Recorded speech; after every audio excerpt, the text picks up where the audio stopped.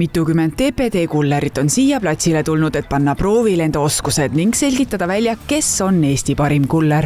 Me oleme jõudnud kauba laadimise ülesande juurde, loomulikult kaup peab ju kuidagi laetud ja inimesteni viidud saama niipidi. Ja sina oled nüüd see, kes võib seda kõike vaadata ja laadida, uurida, et milles sa alustad või kuidas seda jälgitakse ja vaadatakse? No kõigepealt minu tööpäev algab pakkide sorteerimisega ja samal ajal ma siis jälgin, kas pakk on terve, kui on mingisugused augud, deformatsioonid skänneris, kui ma panen skännerisse, panen koodid õiged peale, teen pildid, kliendi juuresolekul siis lasen pakki üle kontrollida. Mida siis jälgida näiteks, kui sa siit nüüd need pakid ette saad, et mis esimene see oleks, mida kohe? Esimene asi kohe on see, et see pakk on kuskil vahel meil jäänud.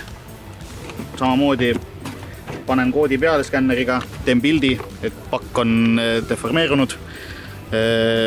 Kui lähen kliendi juurde, lasen lihtsalt kliendil pakki lahti teha ja kui on katki, siis mitte midagi pole teha, siis saadame tagasi.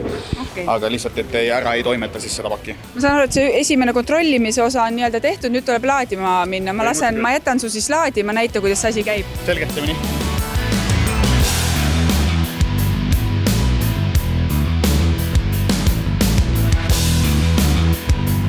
Nii, mis sellega oli? Ma saan aru, et liigumärg.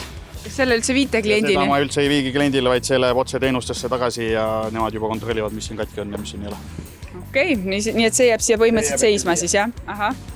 Või kuidas sellega on, kui palju neid pakke ja kui raskeid pakke tegelikult tassida tuleb? No meie piirmäär on 31,5 kilo ja neid pakke on väga palju. Viimasel ajal on eriti palju, 300 ringis päeva jooksul. Kuidas te jaksate siis? Jaksan, meeldib, siis peab jaksama. Eks ma olen see vana nõukaaegne kaubandustöötaja, kes tassis suhkrukotte, mis olid 50 kilo, soolakotte, jahukotte. Võistlema on tulnud mitukümmend kullerit ning Eesti parim sõidab ülemaailmsele kullerite võistlusele.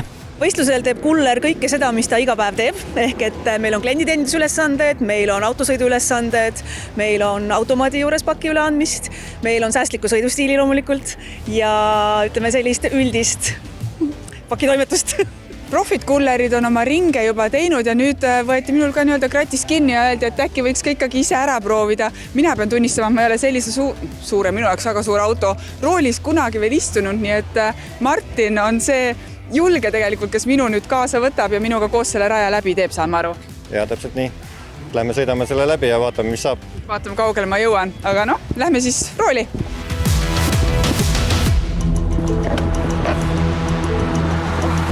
Kas see on aja peale ka või see on... 7 minutit on muidu aega kogu raja läbimiseks. Nii, ja sealt tuleb ju koonus vastu, see tähendab, et ma... No, ma arvan, et sul on veel ruumi seal. Isegi kui läheb vastu, siis läheb vastu. Ma arvan, meil ei vastu. Jumal tänatud. Nii, nüüd hoiad just nende koonuste poole, nagu siht oleks selle keskmise koonuse poole. Mul ei ole üldse tunnetust, kus kohas mu ratas, esiratas sealt teiselt poolt on. Nii, nüüd hakkad vaikselt keerama, aga samas hoiad nagu äärt. Täpselt oleme. Jah, kus me oleme on küsimus? No pidid. Ma lähen valesse garaaži või? Meie garaaž on siin, nende kahe dokki vahel.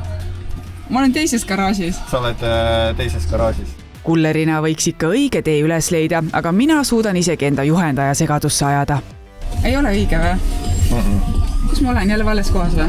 Meie buss peaks asetsema siia niimoodi, garaaži. Me tuleme tavalisest laalumist, tuleme siit ja siis tagurdame siia. Meie lähme praegu... Ma lähen otse, aga ma enda arust Meie peame minema siia niimoodi. Oota, aga kus ma siis, kuidas, nagu ma pean siit niimoodi siis jõudma või? Appi. Olgu, ma annan alla.